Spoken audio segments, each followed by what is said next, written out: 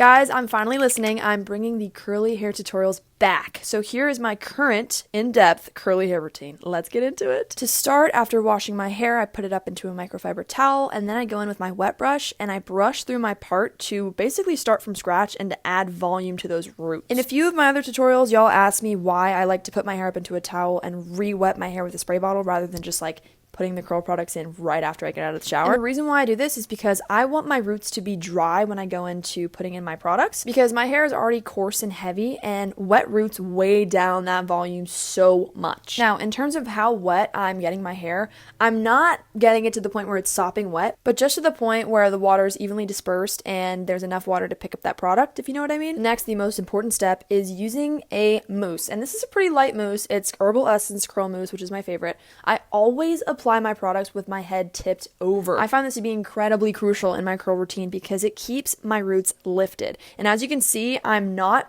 letting my hair part down the middle during this entire routine. I'm just kind of like flipping my hair around and letting it fall to the side so I keep those roots lifted. Y'all also ask me if this gives me neck pain or back pain, and yes it does. I just try to move quickly.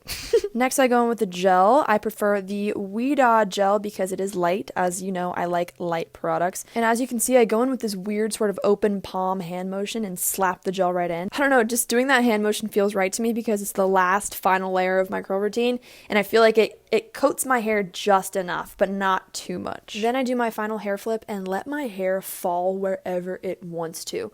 And this is where I'll go in and shake out my roots, as you're seeing here, and just kind of like let my hair do it at once, but then touch up small little pieces or flyaways. From here, I'll typically just let my hair air dry, but I actually had to run some errands, so I decided to diffuse. And even though I'm just diffusing, I still like to use a heat protectant. This is totally optional. It's just something that I like to do whenever I'm using heat on my hair, even if it's just a small amount. I find that I get the best results when I diffuse when I go slowly on a low setting.